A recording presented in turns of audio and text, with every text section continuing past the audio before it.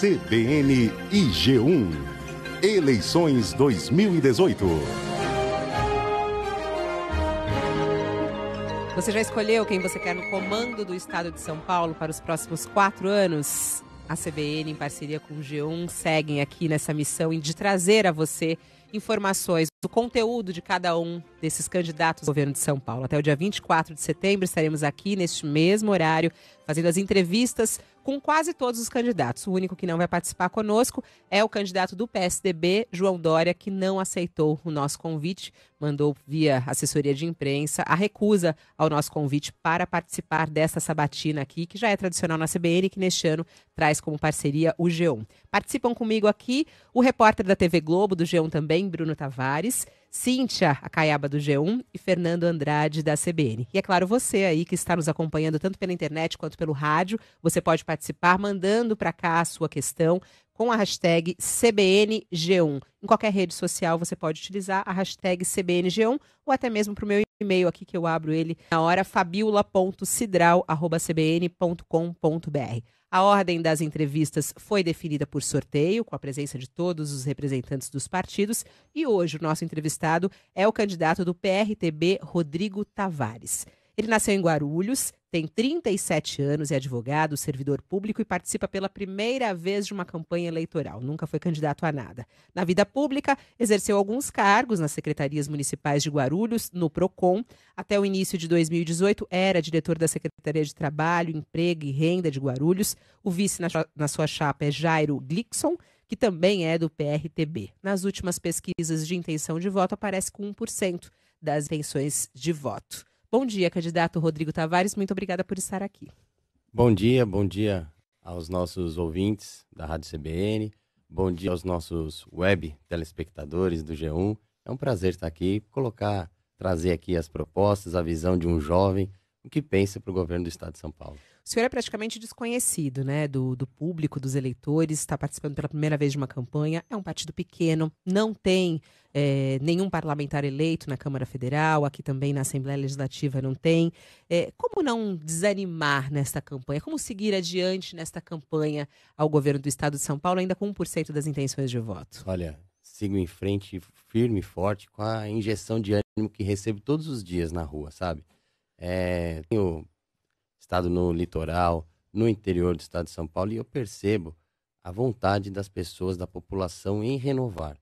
Mas não simplesmente renovar por colocar um jovem. É uma renovação com responsabilidade, renovação de ideias, de conceitos, uma renovação ética, uma renovação moral, especialmente por candidatos que não estejam envolvidos em lava-jato, mensalão, petrolão, enfim, que não fazem parte do sistema político atual. Porque nós vemos, e a população tem essa noção, que o sistema, os candidatos que representam esse sistema não têm muito mais a contribuir né, na condução dos programas, especialmente aqui no estado de São Paulo. Mas o senhor se acha preparado para o cargo de governador? Não seria melhor tentar outro cargo público antes? Olha, eu sou advogado, sou especialista em direito público, em direito administrativo, em direito eleitoral, em gestão pública. Então, denota-se uma capacidade acadêmica. Na prática, eu sou servidor público da segunda maior cidade do estado de São Paulo, que é Guarulhos. Desenvolvi atividades importantes. Então, eu vejo que com 10 anos de experiência, com a experiência, claro, com os conceitos acadêmicos e no governo que nós pretendemos fazer aqui, que é um governo jovem, moderno, linkado com as novas tecnologias, o meu perfil, sim, é um perfil ideal, especialmente pela questão ética e moral, de não estar envolvido em nenhum tipo de roubalheira. E nós sabemos, e aí quando se coloca da estrutura partidária, né? O senhor fala muito sobre essa história da renovação. Me chamou a atenção o slogan da sua campanha, né? São Paulo acima de tudo e Deus acima de tudo. Teoricamente, vivemos num estado laico, né? E eu fiquei um pouco pensando, de que maneira vem aí a religião na sua campanha? Por que colocar a palavra Deus acima de tudo nessa sua eleição? Vai ter algum aspecto religioso o seu mandato? E que reproduz o mesmo slogan do candidato Jair Bolsonaro. Ele troca São Paulo por Brasil, né? Sim, só para voltar um pouquinho, que como eu dei a respirada, a gente já emendou outra questão, mas só para voltar na questão da capacidade de um partido ético, de um partido que realmente não está envolvido, e vou fazer porque posso fazer, na questão da gestão e da renovação. Porque eu não tenho rabo preso, porque eu não estou envolvido com nenhum partido de coligação que está envolvido, ou seja, o nosso partido está sim, com uma campanha firme, forte, ética e, sobretudo, sem trazer consigo aquele lastro do passado de partidos que estão envolvidos. Então, isso é muito importante para que o nosso eleitor possa identificar que é com quem as pessoas estão juntos, com quem se unem, né? Agora, quando você coloca a questão do Deus, Pátria e Família, realmente a nossa coligação... O senhor falou Deus? A coligação é o nome da coligação. Aqui em São Paulo é São Paulo acima de tudo, Deus acima de todos. No Brasil, é Brasil acima de tudo, Deus acima de todos, porque nós representamos aqui um projeto, aqui em São Paulo, um projeto que é um projeto nacional, que é um projeto de renovação. Como foi colocado as questões da identificação com determinados tipos de movimentos em outros países, eu digo que aqui, para nós, no Brasil, em São Paulo, nós colocamos isso como uma renovação. Agora, a questão que você coloca da presença de Deus, isso, de Deus é muito importante, porque nós acreditamos que Deus faz parte, Deus, pátria e família, são valores da família tradicional brasileira e nós, como conservadores... E os ateus que estão ouvindo, os eleitores ateus que não se identificam, por exemplo, quando o senhor fala que Deus faz parte, né? E como é que fica, assim, ainda mais num Estado laico? Claro, essa é a posição que nós defendemos, mas nós temos que saber que a gestão pública, que é a gestão que eu me proponho fazer, que é uma gestão para todos. Quando nós temos, sim, as nossas bandeiras e a população tem opções também de outras candidaturas. Agora, o que nós defendemos é essa participação. Agora, quando nós chegarmos ao governo, nós temos que saber, realmente, o Estado é laico, o Estado ele tem, as políticas públicas são feitas para todos os cidadãos, independente. Não vai ter nada religioso no mandato? Vai colocar, por exemplo, ensino religioso nas escolas? Vai colocar alguma coisa relacionada à religião nas repartições públicas? Vai ter algum aspecto religioso num eventual mandato seu? Olha, nós temos valores de ética, valores de moralidade e nós temos aspectos técnicos. É claro que nós somos devidamente contra, por exemplo, o aspecto da partidarização das escolas, porque nós acreditamos que há uma doutrinação. Mas e o ensino religioso? Acho que a Fabíola falava mais... sobre religião, exatamente, porque ética é uma coisa, né, educação, ética, as questões morais, isso é uma coisa, claro. Religião é outra. Né? Quando o senhor usa a palavra Deus, há religiões que não consideram Deus, né? Outras sim, há pessoas que... Então é isso que eu estou lhe perguntando. É a sua religião, que é? Eu sou cristão católico, e nas religiões nós percebemos que existem valores, e cada um é livre para optar pela sua religião, Fabíola. Agora, nós temos que saber que, enquanto gestores públicos, temos que fazer para todos. Agora, claro que existem cidadãos ou pessoas que têm uma opção por colocar os seus filhos em escolas com viés religioso da religião que a si entendem como melhor. A escola pública... Escola particulares. Agora, a escola pública ela tem que ser para todos, independente de questões políticas, independente de questões religiosas. O que nós defendemos, sim, é uma escola técnica, uma escola que possa levar os nossos alunos para um grau de desenvolvimento maior, com um ensino mais forte em questões de matemática, português, geografia, história. Isso é importante. Claro que ter os valores, cada um tem os seus, a família tem muita importância nos valores que vai passar para a sua futura geração, para os seus filhos. Agora, a escola tem que se ater, sim, às questões técnicas do ensino, que essas precisam avançar aqui no estado de São Paulo. Estamos recebendo aqui hoje o candidato do PRTB, Rodrigo Tavares. Fernando Andrade tem uma questão. Hoje, candidato, está sendo divulgada uma pesquisa que é vitimização em São Paulo do Centro de Políticas Públicas do INSPER. Nosso repórter acabou de entrar com as informações. E entre os entrevistados que foram assaltados no último ano, 52% disseram que não procuraram a polícia no caso de roubo, 64% das vítimas de furto à pessoa. Aí quando o indivíduo não foi alvo do crime na casa ou no carro, é o típico roubo de celular, também não foram fazer um boletim de ocorrência, não foram procurar a polícia. Os motivos, não adianta, esse é o principal, não adianta perda de tempo e não confia na polícia, o que prejudica muito as estatísticas de violência. Na sua opinião, como reverter isso, como passar para a população a noção de que há possibilidade de confiar numa polícia? Olha, eu realmente tive acesso as pesquisas, e elas denotam justamente isso, a falta de confiança. Agora, nós temos primeiro que restabelecer a confiança para que as pessoas, ao menos, relatem, façam seus boletins de ocorrência, porque existe uma distorção quando vem o governo a público dizer, olha, elucidamos X tantos por cento de crimes. Ora, mas dos crimes registrados, e os que não são registrados, o que é muito maior. Então, nós temos que fortalecer a imagem do Estado perante ao cidadão. E como fazer isso? Levando serviços públicos de qualidade. Outra questão é a questão tecnológica, que eu considero importantíssima. Hoje, o Estado é muito burocrático. Para a pessoa fazer um boletim de ocorrência, ela demora, de repente, vai passar 2 ou 3 horas do seu dia dentro da unidade policial. Existe a delegacia eletrônica também, né? Subutilizada, mas temos que fortalecer a questão da tecnologia na gestão da coisa pública. É importante, e as ações que são importantes nós temos que colocar. Alguns tipos de registros, que como o senhor, como advogado, sabe, que são impossíveis de ser feito eletronicamente. A pessoa tem que ir presencialmente. Sim, mas existe... Como é que só para complementar a pergunta do Fernando, claro. Como é que o senhor pretende reforçar a polícia? Porque hoje faltam policiais. Esse talvez seja um dos maiores problemas que levam a população a desconfiar, enfim, a não acreditar no trabalho da polícia. O que o senhor vai fazer em relação a isso? Olha, a questão da segurança pública, nós temos alguns projetos concretos que eu vou lhe colocar, mas só para voltar um pouquinho na questão da tecnologia, ela é fundamental na gestão da coisa pública. Nós temos aqui na rádio um programa que é o CBN Professional, que traz sempre muitas soluções linkadas à tecnologia. A gente vê que cada dia mais ela tem que estar presente. Mas passando para as ações específicas da segurança pública, nós temos a valorização das forças de segurança pública com recomposição inflacionária de forma escalonada na questão na questão salarial. Nós temos a implementação, então vamos trabalhar para a implementação funcional nos termos da PEC 300.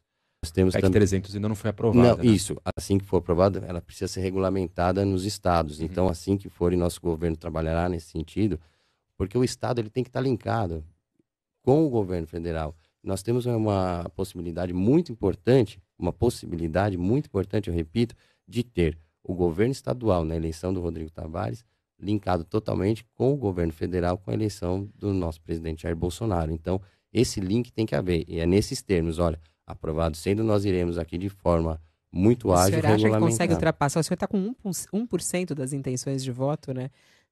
Fabiola, é uma missão que, se falar, nossa, estatisticamente aqui, não é fácil agora. Existe uma questão que ela é fundamental. Por que a minha campanha ainda não atingiu um grau mais elevado de intenção de votos? Muito porque as pessoas ainda não conhecem o Rodrigo Tavares. Aliás, e não por uma rejeição. Sabe, se você olhar na qualitativa da pesquisa, a rejeição, além de ser muito baixa, ela está ligada especialmente à questão Mas não há rejeição porque há desconhecimento. Aliás, a gente abriu a entrevista aqui com alguns assuntos polêmicos, os ouvintes estão aqui mandando muitas mensagens. Por exemplo, a Nicole ficou muito preocupada quando o senhor fala sobre esses valores éticos e morais. Nicole Machado, o nome da nossa ouvinte. E ela quer saber exatamente do que o senhor está se referindo quando o senhor fala que tem que colocar valores éticos e morais. Na opinião sua, por exemplo, LGBT, aborto, o que o senhor está querendo dizer? Quando o senhor tem esse caráter mais religioso, ela se preocupou no que o senhor está querendo dizer, o que é ético, o que é moral. Porque a ética e a moral é muito, por vezes, ela é uma questão subjetiva. Eu entendo a preocupação da nossa web aqui, espectadora, né?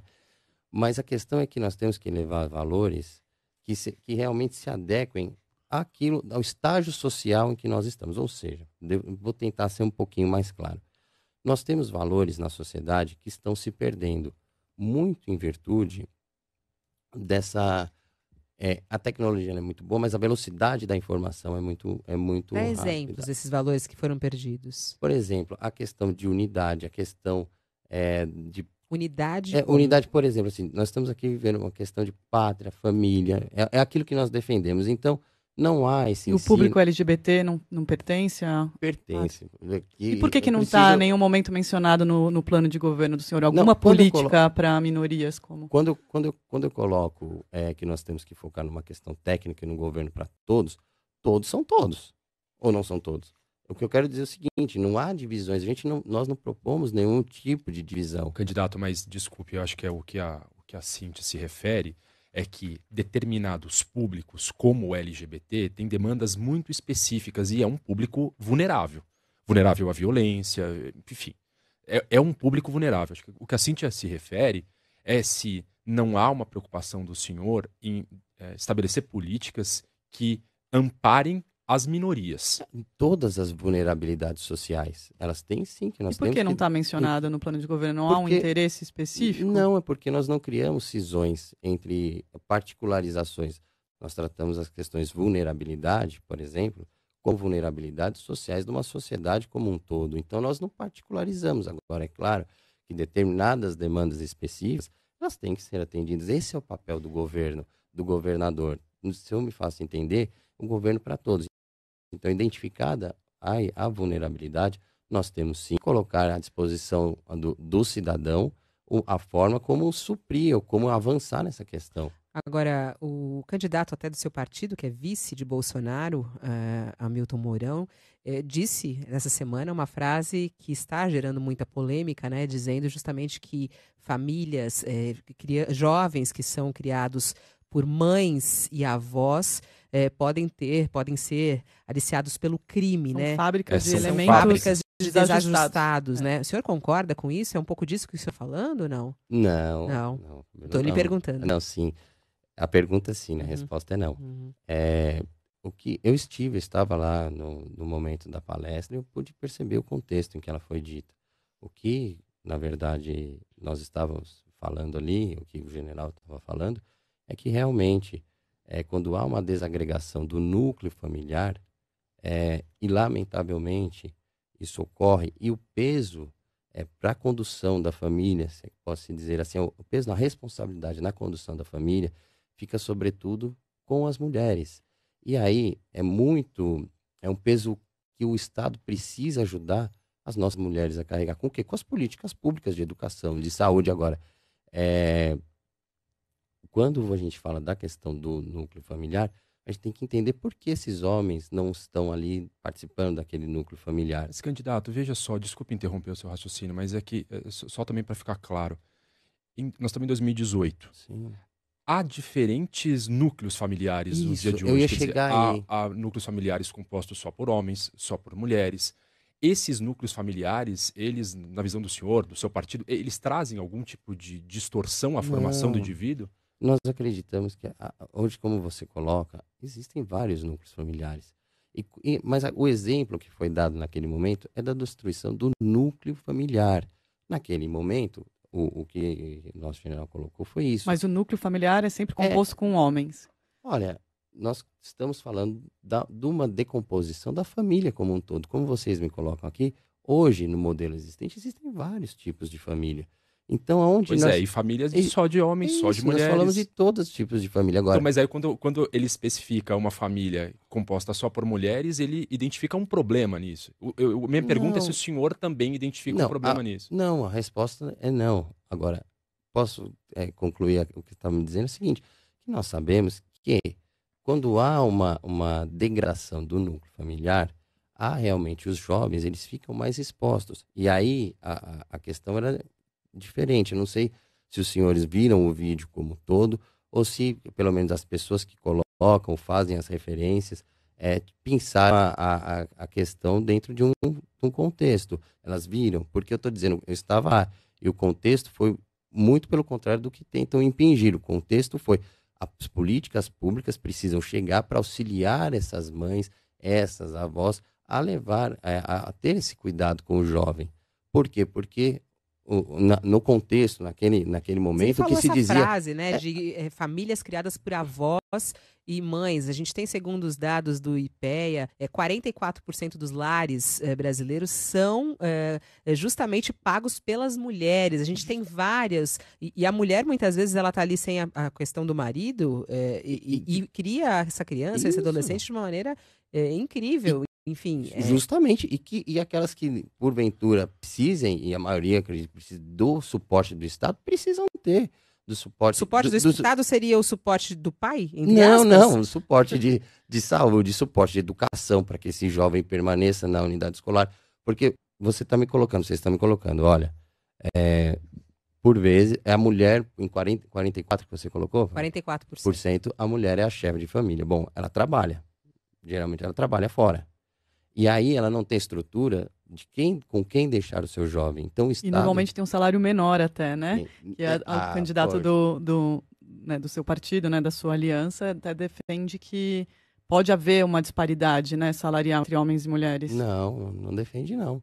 Não defende, não. Nós temos visto as declarações recentes do nosso candidato que não, muito pelo contrário. Agora, voltando só ao tema, quando essa mulher, essa mãe, essa avó, enfim, que ficou com essa responsabilidade pela ausência, por algum motivo, do pai, tem que cuidar, ao trazer os recursos para o seu lar, esse jovem, por vezes, ele acaba ficando, muitas vezes, exposto, muitas vezes sozinho. E o Estado ele precisa, sim, auxiliar que essas mulheres possam ter com quem, como deixar e deixar com qualidade. Ou seja, o serviço, vamos dizer aqui, vamos falar de educação. Uma escola tendente a ser uma escola com uma educação integral, em que o jovem possa permanecer no ambiente escolar para também se qualificar. Quando você me coloca os dados, Fabíola, eu vou trazer aqui também que isso não é uma novidade, essa questão da ausência do pai na família. Eu vou ler aqui, e as pessoas que estão nos acompanhando estão vendo aqui, que as crianças que as crianças que crescem sem pai têm 5 vezes mais chance de viver na pobreza e de cometer crimes, 9 vezes mais chances de abandonar a escola e 20 vezes mais chances de acabar na prisão, que foi dito pelo nosso general. Pelas palavras do presidente dos Estados Unidos, Obama Bin Laden. O presidente Obama, perdão. Barack Obama, perdão, desculpe. E um estudo também feito pelo Instituto Sou da Paz, em 2018, revelou que cerca de 65% dos menores infratores reincidentes declaram ter voltado a cometer crimes porque suas famílias estavam em situação financeira difícil. Mas eu não entendi ainda esse ponto. O que o Estado, e aí o Estado de São Paulo, no caso do senhor, o que o Estado tem a ver com a família nesse ponto? Quer dizer, eu acho a legítima preocupação, entendo, mas o que o Estado tem a ver com as famílias, com a composição das famílias? Quer dizer, se o lar está estruturado ou não? O que o Estado tem a ver com isso? O Estado tem a ver com política pública. É dever do Estado levar essa política pública, porque no contexto que houve a conversa, nós estávamos, o general estava colocando a questão da questão que vive o Rio de Janeiro e da ocupação. E aí não basta, por exemplo, as forças de segurança pública ocuparem, chegarem lá, trocarem o tiro e expulsarem os bandidos, vamos dizer assim. Ele precisa ocupar territorialmente aquele espaço com políticas públicas de qualidade. Ou seja, ele precisa levar lá saneamento básico. Certo, que nada tem a ver com a família. Certo? Não, mas eu vou só chegar aí. Ele precisa levar essas questões, o Estado precisa ocupar territorialmente esse espaço. E aí, uma das questões é a educação, que é fundamental. E aí, como chegou isso? Falando, olha, que realmente as mulheres têm sido sobrecarregadas, porque além de não terem, muitas delas, o compartilhamento dessa responsabilidade pelo jovem, ela precisa e é necessário que trabalhe fora. E o jovem fica, muitas vezes, sozinho. Então, a escola precisa também estar lá em tempo integral, dando a qualificação necessária para que esse jovem esteja no ambiente escolar, para que esse jovem se qualifique, para que esse jovem tenha maiores oportunidades. Ainda falando um pouco sobre mulheres, né? Uma das estatísticas que mais crescem na criminalidade é a violência contra a mulher, né? O estupro nesse semestre aumentou cerca de 15%. O senhor tem uma política de enfrentamento à violência contra a mulher aqui no Estado? Enfrentamento da violência contra a mulher e contra os cidadãos no geral. Especificamente para... Por exemplo, nós temos que fortalecer as delegacias da mulher, nós temos também que ter um link mais rápido, e aí é inevitável que nós falemos em tecnologia, porque, pelo menos na nossa visão, a tecnologia é fundamental nesse processo. Então, um link mais ágil entre a ocorrência do fato delituoso e a ação estatal, que aí é onde Como eu quero seria chegar. esse link? Por exemplo, nós temos que integrar os sistemas de segurança. Aí eu falo de município com o Estado, nesse caso, e também dentro dos equipamentos estatais. O que eu quero dizer? Por exemplo, temos que ter as câmeras, vou falar de metrô, vou falar de equipamentos públicos estatais no geral. Bom, nós temos que ter lá a tecnologia, nós temos que ter lá as câmeras que estão ali captando toda aquela situação.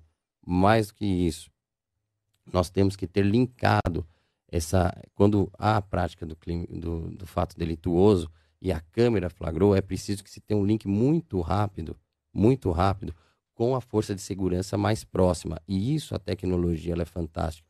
Porque existem... A Cíntia perguntou sobre mulheres. Aí isso, eu falei. Mas o senhor só falou da delegacia de mulheres. Basta isso? Não basta só isso, porque eu estou tentando desenvolver uma linha de raciocínio, talvez não com a agilidade que o rádio mas aí já o senhor está partindo para as câmeras, né? Mas das câmeras flagrarem, por exemplo, um estupro dentro do ônibus, é isso que o senhor está tentando dizer, não? Não só isso, não só um estupro, mas outros fatos delituosos, porque através, claro, da inteligência artificial, de algoritmo, nós podemos identificar e fazer esse link mais rápido com as forças de segurança pública. Não só isso, tem a questão da educação. Nós temos que fortalecer a educação, porque a sociedade, por vezes, ainda tem uma tendência a ser machista e nós temos que, sim, de fato, eliminar isso. Nós temos que trazer as questões da valorização de todos os seres humanos, especialmente da mulher. Se há esse gap, nós temos que fortalecer esses laços. Então, a questão também é da educação, não é só de saúde. A questão é fazer esse link rápido quando há um fato delituoso, no geral, especialmente com as mulheres, de fazer com as forças de segurança para que isso seja rapidamente solucionado. Nós precisamos aplicar as penas de forma mais rápida para não gerar impunidade. Então é um fortalecimento da sociedade como um todo, das questões de segurança como um todo, claro, sim, sendo especialmente na questão das mulheres. O senhor escolheu iniciar a sua história política, candidato, num ambiente de muita contestação. O presidente do seu partido, Livio Fidelix, já questionou publicamente as urnas eletrônicas e as pesquisas eleitorais feitas por grandes institutos como Datafolha e Ibope. Recentemente, o candidato a presidente, apoiado pelo seu partido, Jair Bolsonaro, sugeriu que as urnas eletrônicas eram fraudadas. O senhor acredita na urna eletrônica e em pesquisas eleitorais? Olha, existe cada dia mais na sociedade essas desconfianças de que as urnas são fraudáveis. E o que gerou... Existe de onde, candidato? Olha, desculpe.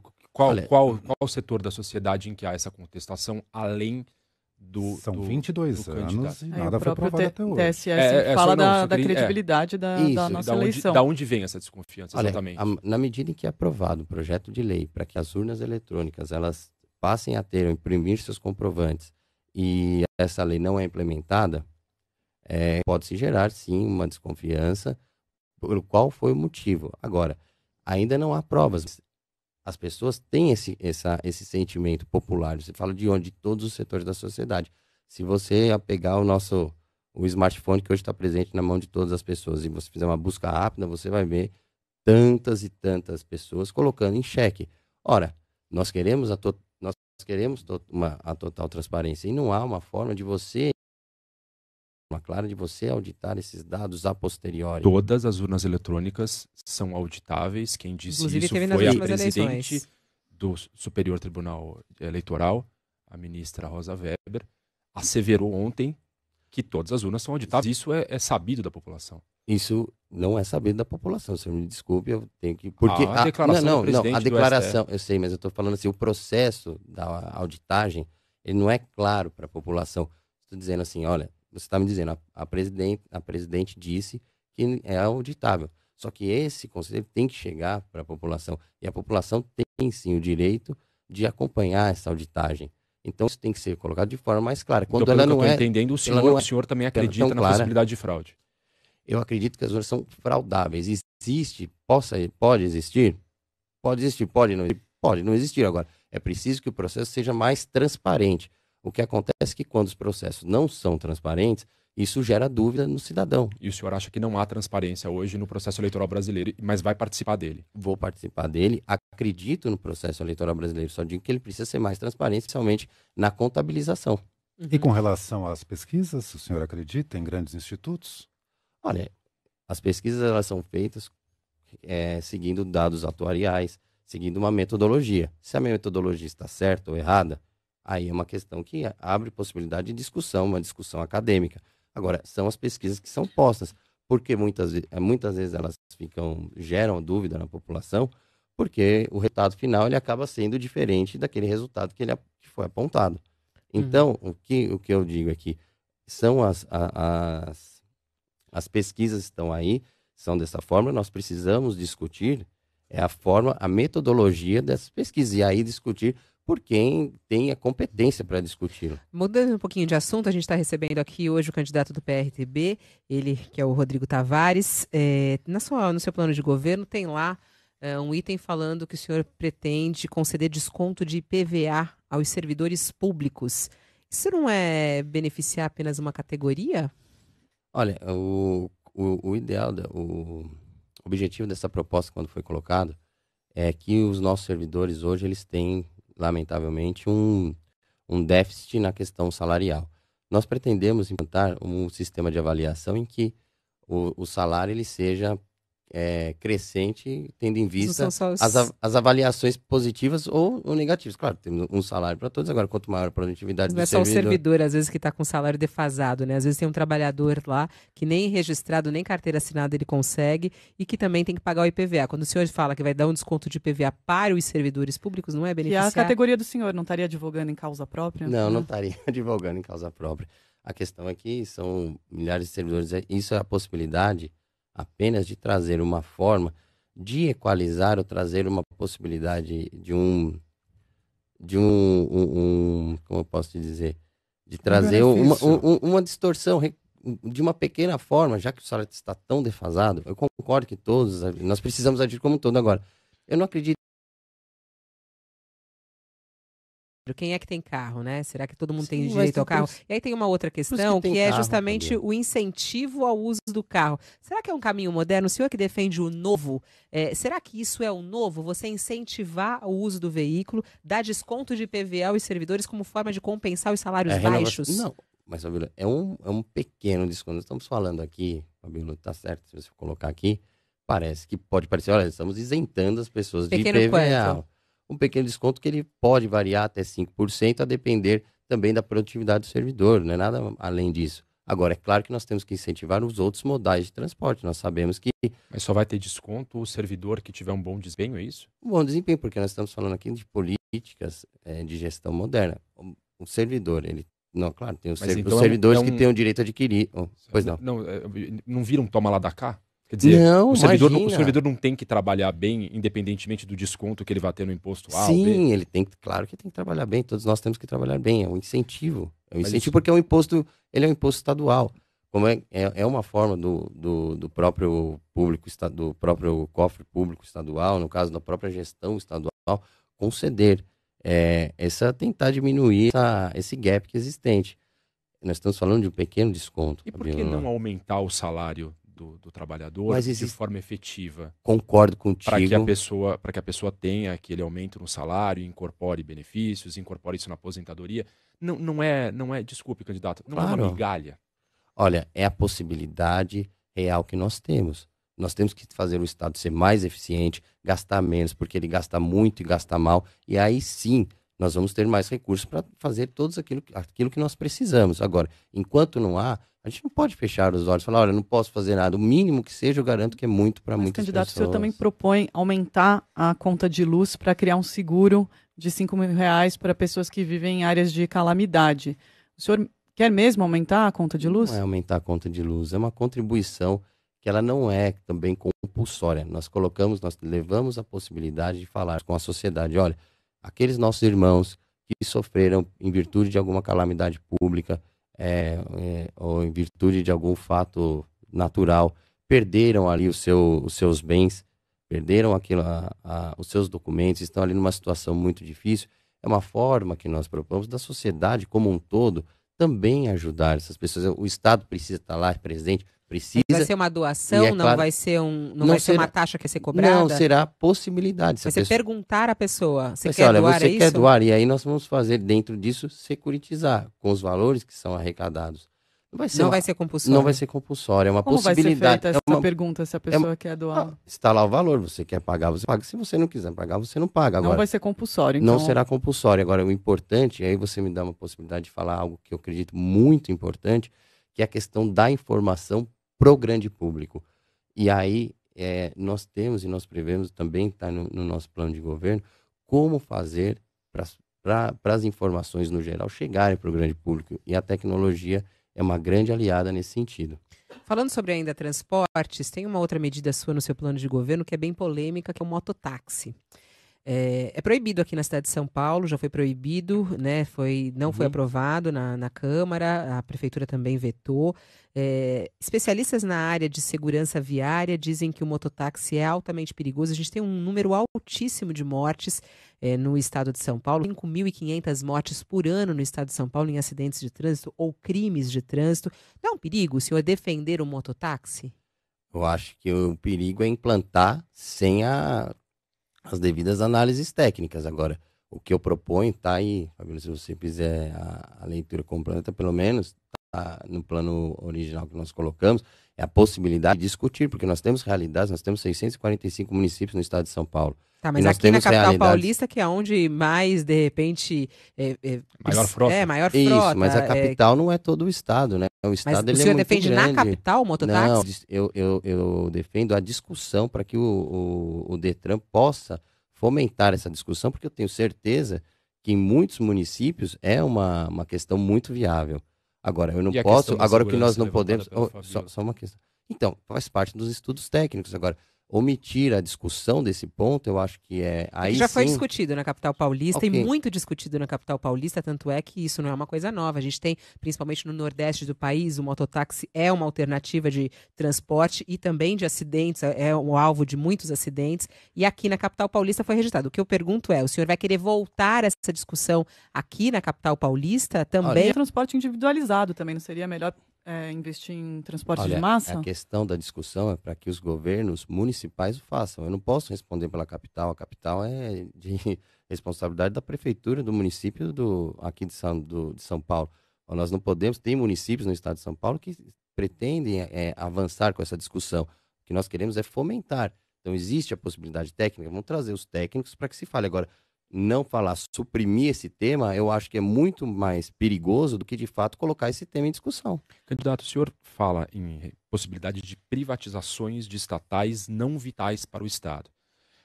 Primeiro, eu queria entender quais não são vitais para o Estado e que hoje estão sob a responsabilidade do Estado.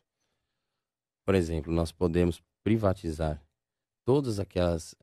nós temos a administração indireta, nós temos os órgãos da administração indireta, e esse sim nós pensamos em privatizar, especialmente aqueles que não estão ligados com as questões vitais. E aí você pergunta, quais são as questões vitais? Bom, nós temos várias...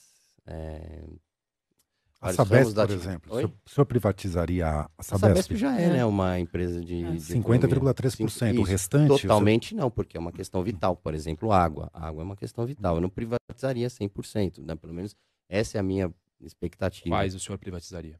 Olha, nós temos uma gama de 37 autarquias, institutos, enfim, empresas de economia mista, e é necessário que nós façamos, e o plano de governo é muito claro nisso, uma auditoria. Eu chegar aqui e falar, olha, de forma, antes de auditar todas essas, falar, olha, nós vamos aquela outra, eu acho temerário. Até porque o estado de São Paulo... O senhor fala do metrô, CPTM, o senhor fala no seu plano de governo, por exemplo, o metrô... a gente tem algumas linhas já privatizadas. O senhor pretende privatizar tudo, o metrô ser totalmente privatizado? Olha, as que tiverem capacidade de selo serão.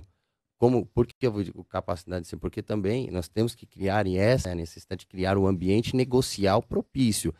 E aí vai a iniciativa privada ter sim a possibilidade, porque nós não podemos impingir que a iniciativa privada, olha, você está obrigado a comprar, a ser concedente do serviço, você está obrigado a participar. Nós temos que criar um ambiente propício para que participe. Agora é curioso, o candidato, a gente está conversando com o candidato Rodrigo Tavares, tem alguns ouvintes perguntando quem é o candidato que está falando, Rodrigo Tavares, candidato do PRTB. O senhor tem esse discurso, né, mais liberal na área de economia, de privatizações. No entanto, fala da criação de um banco público, a volta do Banespa, que... Quando acabou, foi muito polêmico, justamente com dívidas, dificuldades. Cabide de emprego. E aí... Foi uníssono, né? Má gestão. Má gestão. A dificuldade em relação a isso, economistas se arreiam quando falam, né, de bancos públicos e a volta disso. Não é um pouco contraditório aí no seu plano de governo? Não, justamente o enfoque que foi dado é enxugamento da máquina.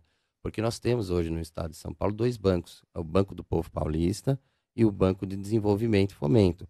Nós queremos unificar essas estruturas e tornar uma única estrutura.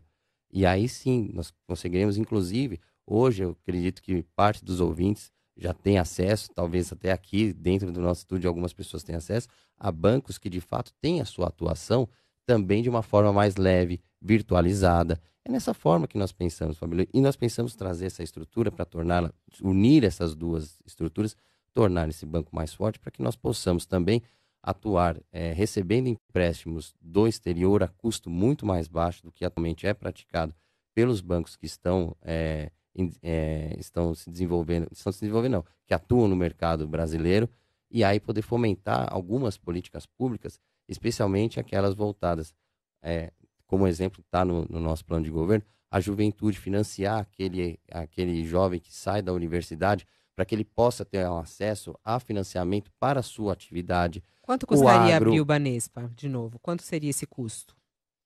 Olha, Fabíola, é temerário que eu te diga agora, inicialmente, quanto abrir um banco agora, porque existe uma questão que é a fusão dessas duas estruturas já existentes agora. O que nos mostra, o nosso... Essas estruturas, elas foram separadas justamente para que elas pudessem oferecer linhas de crédito bem específicas para determinados públicos, certo? O que o senhor está propondo é mais ou menos a mesma coisa. Por que não manter as mesmas estruturas e ampliar a possibilidade de crédito? Para que criar um novo banco? Porque as estruturas que estão aí, elas, pela legislação, elas não podem, elas não recebem... O senhor pode propor a mudança da legislação.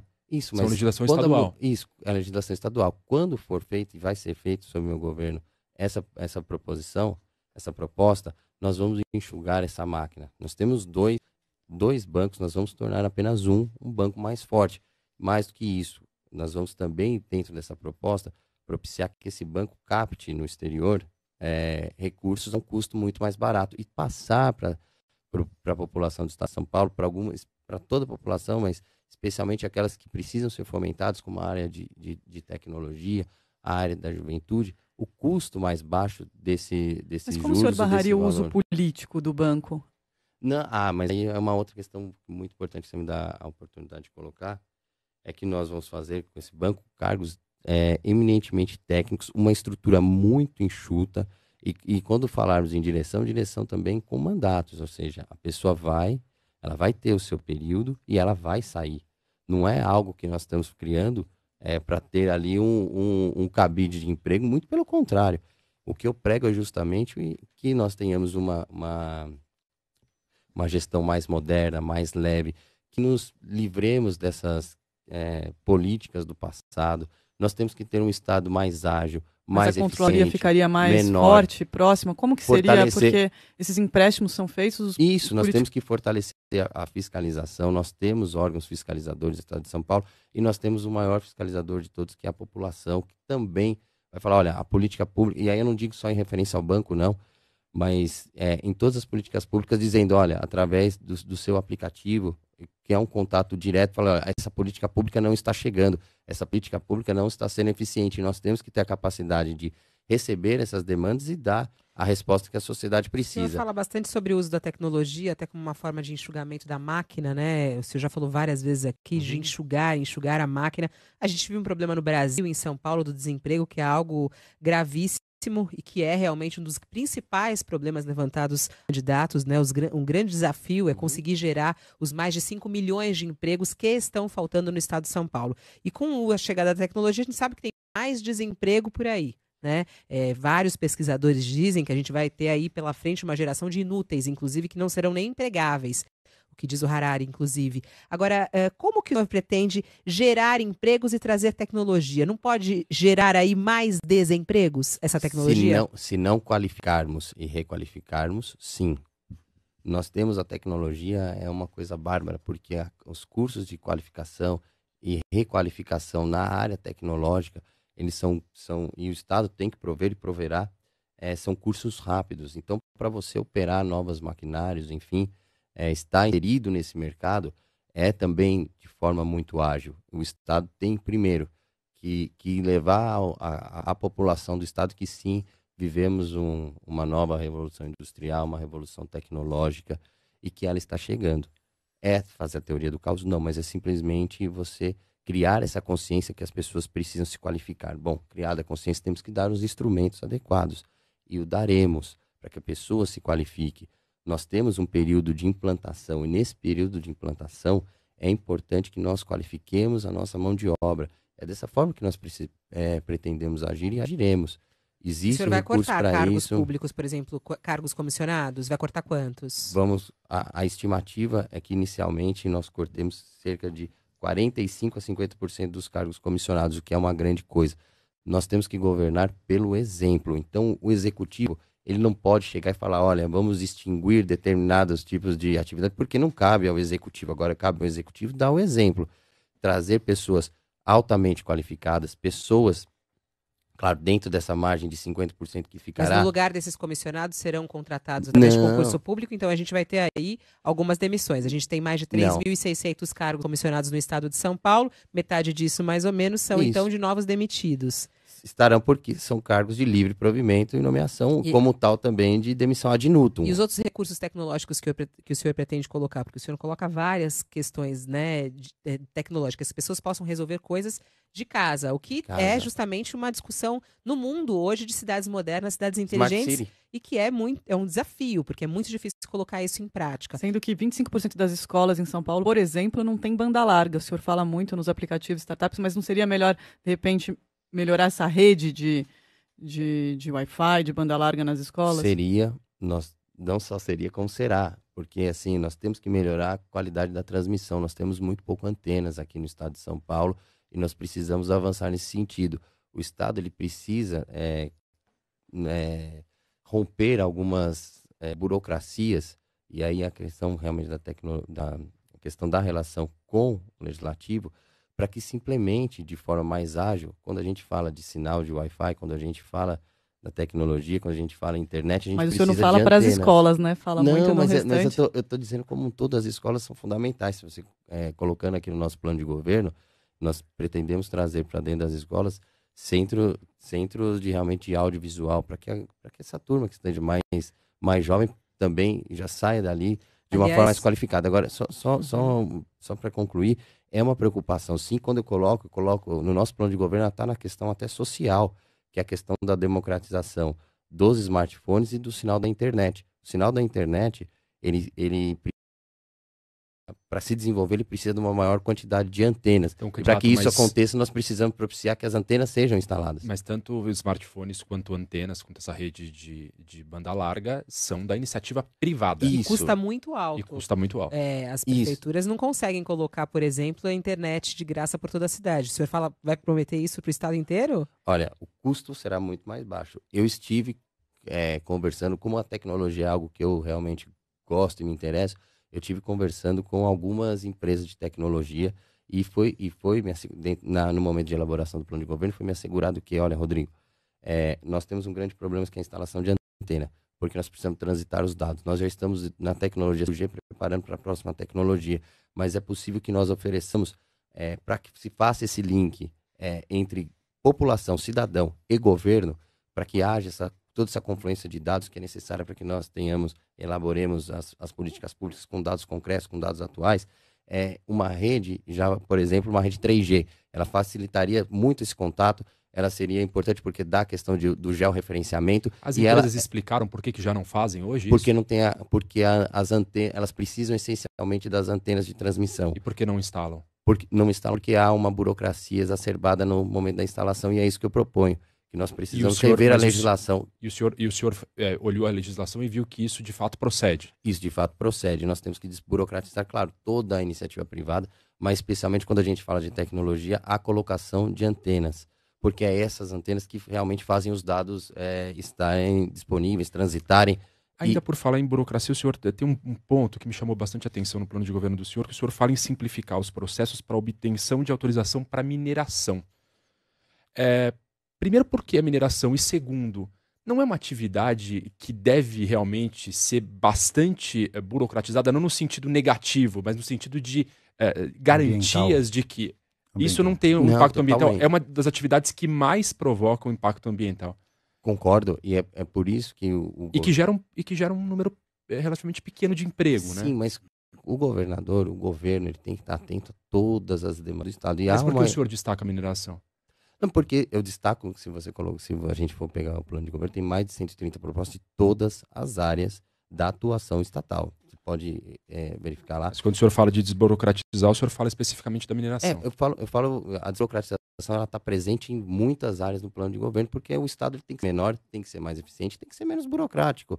Agora, quando eu falo da questão da mineração, é porque há uma demanda sobre a questão da mineração aqui no estado de São Paulo, se não uma mineração de pedras preciosas, mas uma mineração em que esses minerais são usados em ração, enfim. É um setor minerário importante. Agora, é claro que o que eu falo com essa desburocratização?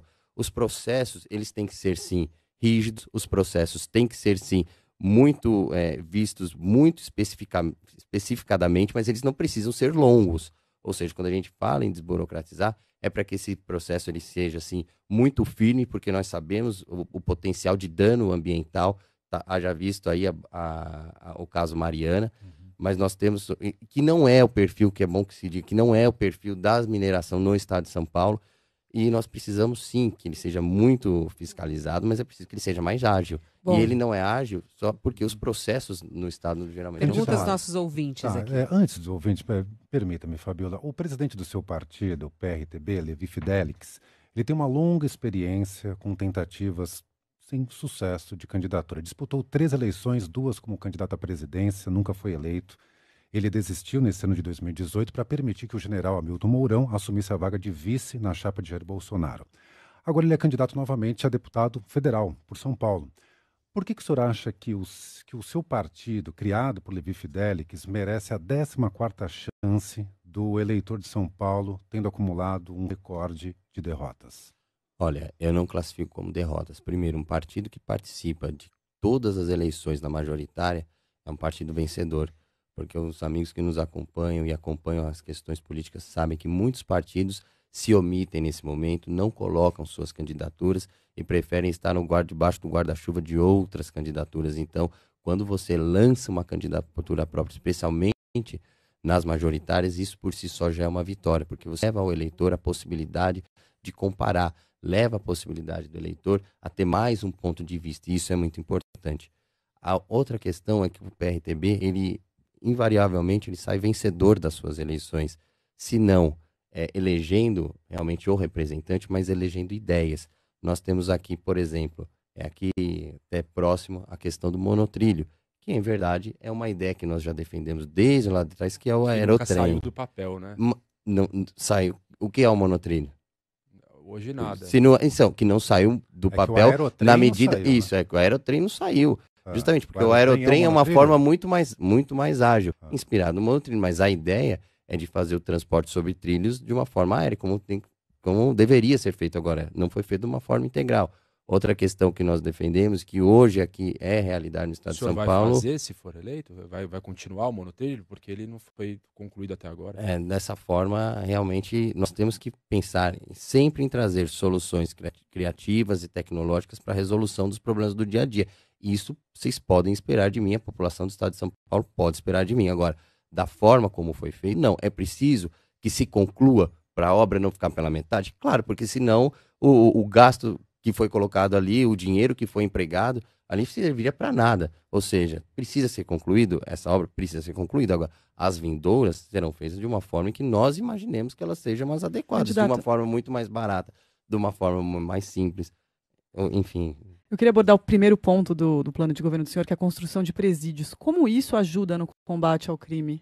Mais presídios. Mais presídios é o seguinte, quando você fala em segurança pública e você fala que você vai ser ostensivo, claro, no que precisa ser nas ruas, você imagina que novas prisões serão efetuadas. Então, o marginal que está lá na rua, a segurança pública vai conseguir capturar esse marginal e esse marginal, eventualmente, será condenado e ele será colocado num presídio. Então, se você fala em endurecer a situação da segurança pública, trazendo os marginais presos, você pensa em presídios. Então, como é que funciona? Como é a nossa visão sobre isso, a visão da nossa gestão?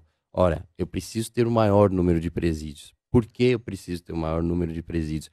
Porque dentro do sistema carcerário é necessário que nós qualifiquemos, também faz parte dessa educação. Primeiro, nós temos que separar o ladrão de galinha né, pelo seu grau de periculosidade. Mas atualmente não são separados, né? E são considerados presídios escolas do crime. Não pode até aumentar a criminalidade? Não, então, poderia se não houvesse uma ação concreta sobre isso. Agora, o que nós planejamos, está aí também no plano de governo, logo abaixo, que essa é a questão 1, mas logo abaixo tem a questão 2.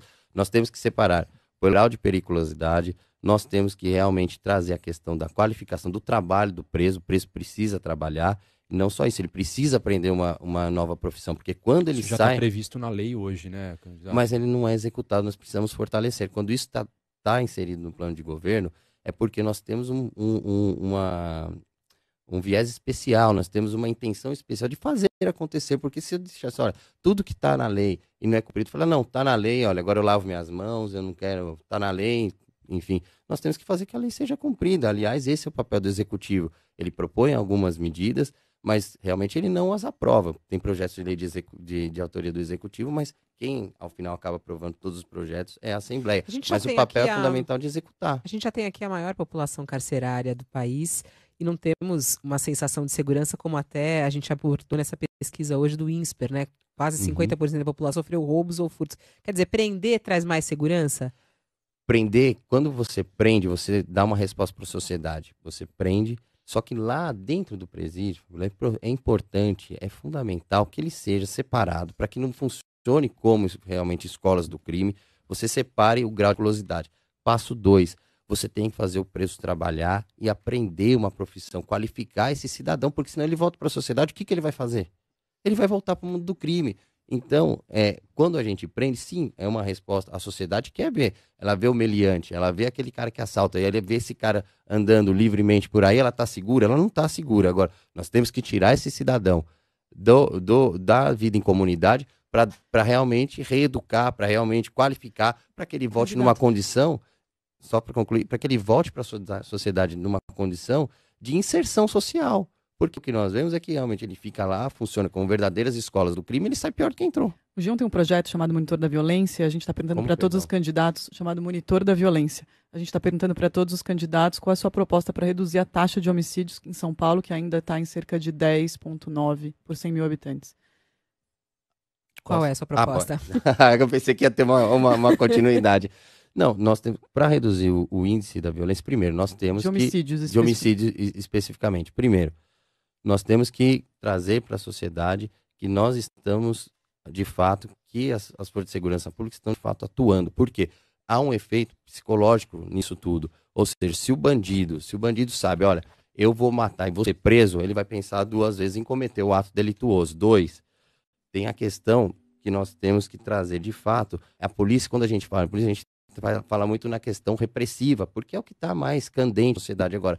Existem outros tipos de polícia, que a polícia é mais voltada à comunidade, dela está próxima da comunidade. Nós já temos esse projeto, tem essa forma de polícia, que é a polícia comunitária, e nós temos que fortalecer essa questão da polícia comunitária também. Bom, a gente termina a nossa entrevista sempre com um pinga-fogo. Perguntas, não foi até... perguntas objetivas e respostas objetivas também. O senhor é a favor ou contra a volta da CPMF? Contra a volta da CPMF. Redução da maioridade penal? A favor. A favor ou contra o desarmamento? A favor do rearmamento. Contra ou a favor a reeleição? Sou contra a reeleição. Contra ou a favor a legalização do aborto? Contra a legalização do aborto. Descriminalização da maconha? Contra a descriminalização. Vai aumentar a tarifa do transporte público? Não. Na Cracolândia, política de redução de danos ou internação por compulsória? Um mix. Concessão de parques públicos à iniciativa privada? Importantíssimo. Ocupação para reivindicar moradia, a favor ou contra? Essa eu entendo os dois lados. Eu acredito que nós precisamos ter, sim, um processo aí. Olha, essa eu não vou conseguir te responder no pinga-fogo, que realmente... Vamos pular, tá bom? Inspeção veicular em todo o estado. Sim. Uma qualidade e um defeito seu? Olha, uma qualidade é a persistência.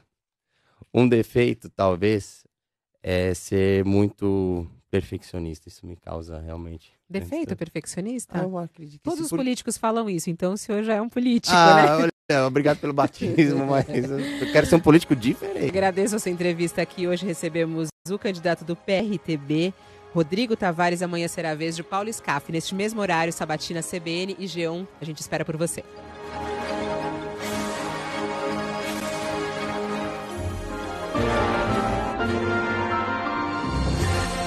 CBN e G1. Eleições 2018.